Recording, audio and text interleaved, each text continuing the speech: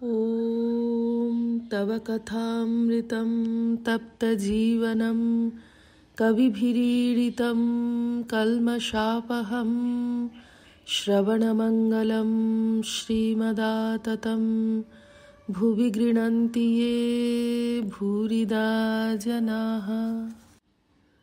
দক্ষিণেশ্বর মন্দিরে ভক্ত সঙ্গে শ্রী রামকৃষ্ণ 1885 7ই মার্চ। তারক অনেক কথাবার্তার পর বিদায় গ্রহণ করিতে উদ্যত হইলেন। ঠাকুর তাহাকে নানা বিষয়ে সাবধান করিয়া দিতেছেন। শ্রী রামকৃষ্ণ তারকের প্রতি: সাধু সাবধান, কামিনী কাঞ্চন থেকে সাবধান। মেয়ে মানুষের মায়াতে একবার ডুবলে আর উঠবার জো নাই। বিশালাক্ষীর যে একবার পড়েছে সে আর উঠতে পারে না, আর এখানে একবার আসবি। তারক: বাড়িতে আসতে দেয় না। একজন ভক্ত: যদি কারু মা বলেন তুই দক্ষিণেশ্বরে যাস নাই, যদি দিব্য দেন আর বলেন যদি যাস তো আমার রক্ত খাবি। শ্রী রামকৃষ্ণ: যে মা ও কথা বলে সে মা নয়, সে অবিদ্যারূপিণী।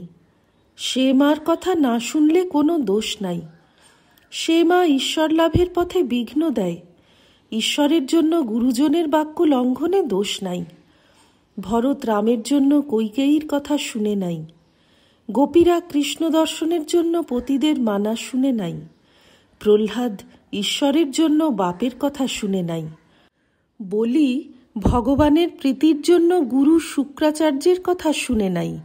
বিভীষণ রামকে পাবার জন্য জ্যেষ্ঠ ভ্রাতা রাবণের কথা শুনে নাই। তবে ঈশ্বরের পথে যেও না, এ কথা ছাড়া আর সব কথা শুনবি। দেখি তোর হাত দেখি। এই বলিয়া ঠাকুর তারকের হাত কত ভারী যেন দেখিতেছেন। একটু পরে বলিতেছেন, একটু আর আছে, কিন্তু ওটুকু যাবে। তাকে একটু প্রার্থনা করিস আর এখানে একবার আসিস, ওটুকু যাবে। কলকাতার বউবাজারের বাসা তুই করেছিস? তারক: আজ্ঞা না, তারা করেছে। শ্রী রামকৃষ্ণ সহাস্যে: তারা করেছে না তুই করেছিস? বাঘের ভয়ে? ঠাকুর কামিনীকে কি বাঘ বলিতেছেন?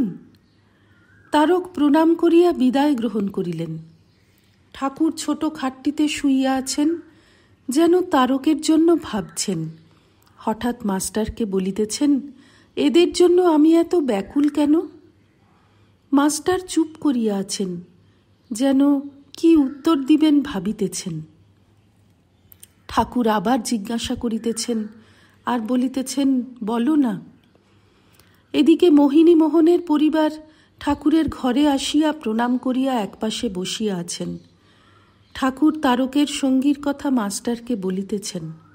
শ্রী রামকৃষ্ণ: তারক কেন ওটাকে সঙ্গে করে আনলে? মাস্টার: বোধহয় রাস্তার সঙ্গী, অনেকটা পথ, তাই একজনকে সঙ্গে করে এনেছে। এই কথার মধ্যে ঠাকুর হঠাৎ মোহিনীর পরিবারকে সম্বোধন করে বলছেন, অপঘাত মৃত্যু হলে প্রেতনী হয়, সাবধান, মনকে বুঝাবে। এত শুনে দেখে শেষকালে কি এই হলো? মোহিনী এইবার বিদায় গ্রহণ করিতেছেন। ঠাকুরকে ভূমিষ্ঠ হইয়া প্রণাম করিতেছেন। পরিবারও ঠাকুরকে প্রণাম করিতেছেন। ঠাকুর তাহার ঘরের মধ্যে উত্তর দিকের দরজার কাছে দাঁড়াইয়াছেন। পরিবার মাথায় কাপড় দিয়া ঠাকুরকে আস্তে আস্তে কি বলিতেছেন। শ্রী রামকৃষ্ণ: এখানে থাকবে? পরিবার: এসে কিছুদিন থাকব, নবতে মা আছেন তাঁর কাছে। শ্রী রামকৃষ্ণ: তা বেশ, তা তুমি যে বলো মরবার কথা, তাই ভয় হয়। আবার পাশে গঙ্গা। বসু বলরাম মন্দিরে, গিরিশ মন্দিরে ও দেবেন্দ্র ভবনে ভক্ত সঙ্গে শ্রী রামকৃষ্ণ। প্রথম পরিচ্ছেদ। ফাল্গুন কৃষ্ণা দশমী তিথি, পূর্বাষাঢ়া নক্ষত্র, 29শে ফাল্গুন বুধবার, ইংরেজি 11ই মার্চ 1885। আজ আন্দাজ বেলা 10টার সময় শ্রীরামকৃষ্ণ দক্ষিণেশ্বর হইতে আসিয়া ভক্তগৃহে বসু বলরাম মন্দিরে শ্রী শ্রী জগন্নাথের প্রসাদ পাইয়াছেন, সঙ্গে লাটু প্রভৃতি ভক্ত। ধন্য বলরাম, তোমারই আলয়ে আজ ঠাকুরের প্রধান কর্মক্ষেত্র হইয়াছে। কত নূতন নূতন ভক্তকে আকর্ষণ করিয়া প্রেমডোরে বাঁধিলেন, ভক্ত সঙ্গে কত নাচিলেন গাইলেন, যেন শ্রী গৌরাঙ্গ শ্রীবাস মন্দিরে প্রেমের হাট বসাচ্ছেন। দক্ষিণেশ্বরের কালীবাটিতে বসে বসে কাঁদেন, নিজের অন্তরঙ্গ দেখিবেন বলে ব্যাকুল। রাত্রে ঘুম নাই। মাকে বলেন, মা, ওর বড় ভক্তি, ওকে টেনে নাও। মা, ওকে এখানে এনে দাও, যদি সে না আসতে পারে তাহলে মা আমায় সেখানে লয়ে যাও, আমি দেখে আসি। তাই বলরামের বাড়ি ছুটে ছুটে আসেন। লোকের কাছে কেবল বলেন, বলরামের জগন্নাথের সেবা আছে, খুব শুদ্ধ অন্ন। যখন আসেন অমনি নিমন্ত্রণ করিতে বলরামকে পাঠান। বলেন, যাও, নরেন্দ্রকে, ভবনাথকে, রাখালকে নিমন্ত্রণ করে এসো। এদের খাওয়ালে নারায়ণকে খাওয়ানো হয়। এরা সামান্য নয়, এরা ঈশ্বরাংশে জন্মেছে। এদের খাওয়ালে তোমার খুব ভালো হবে। বলরামের আলয়েই শ্রীযুক্ত গিরিশ ঘোষের সঙ্গে প্রথম বসে আলাপ। এইখানেই রথের সময় কীর্তনানন্দ, এইখানেই কতবার প্রেমের দরবারে আনন্দের মেলা হইয়াছে। মাস্টার নিকটে একটি বিদ্যালয়ে পড়ান। শুনিয়াছেন আজ 10টার সময় শ্রীরামকৃষ্ণ বলরামের বাটিতে আসিবেন। মাঝে অধ্যাপনার কিঞ্চিত অবসর পাইয়া বেলা 2 প্রহরের সময় ওইখানে আসিয়া উপস্থিত। আসিয়া দর্শন ও প্রণাম করিলেন। ঠাকুর আহারান্তে বৈঠকখানায় একটু বিশ্রাম করিতেছেন। মাঝে মাঝে থলি থেকে কিছু মশলা বা কাবাব চিনি খাচ্ছেন। অল্পবয়স্ক ভক্তেরা চারিদিকে ঘেরিয়া বসিয়া আছেন। শ্রীরামকৃষ্ণ সস্নেহে, তুমি যে এখন এলে, স্কুল নাই? মাস্টার, স্কুল থেকে আসছি, এখন সেখানে বিশেষ কাজ নাই। ভক্ত, না মহাশয়, উনি স্কুল পালিয়ে এসেছেন। সকলের হাস্য। মাস্টার স্বগত, হায়, কে যেন টেনে আনলে। ঠাকুর যেন একটু চিন্তিত হইলেন।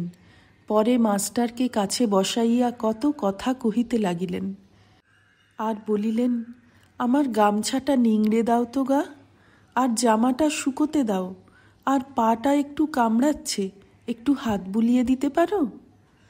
মাস্টার সেবা করিতে জানেন না, তাই ঠাকুর সেবা করিতে শিখাইতেছেন। মাস্টার শশব্যস্ত হইয়া একে একে ওই কাজগুলি করিতেছেন। তিনি পায়ে হাত বুলাইতেছেন। শ্রীরামকৃষ্ণ কথাচ্ছলে কত উপদেশ দিতে লাগিলেন। শ্রীরামকৃষ্ণ মাস্টারের প্রতি, হ্যাঁ গা, এটা আমার কদিন ধরে হচ্ছে। কেন বলো দেখি? ধাতুর কোনো জিনিসে হাত দেবার জো নাই।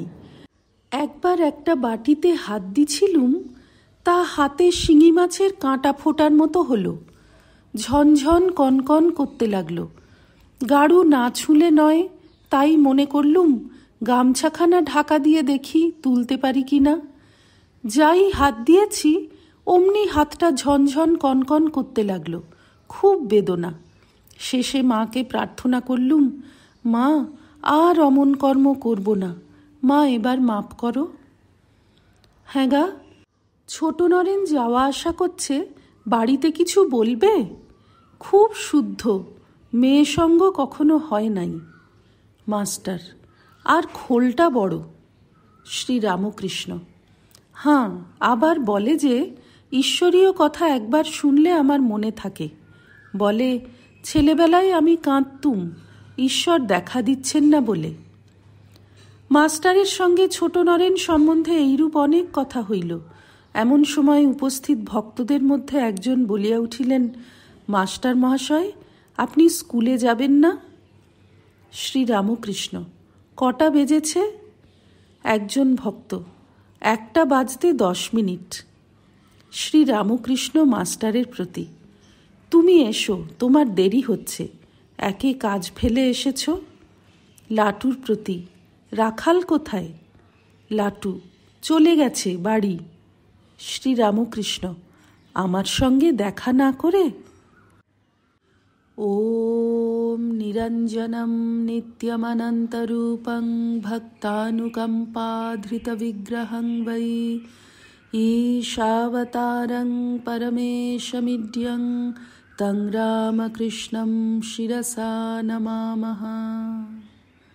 শ্রীরামকৃষ্ণার্পণমস্তু।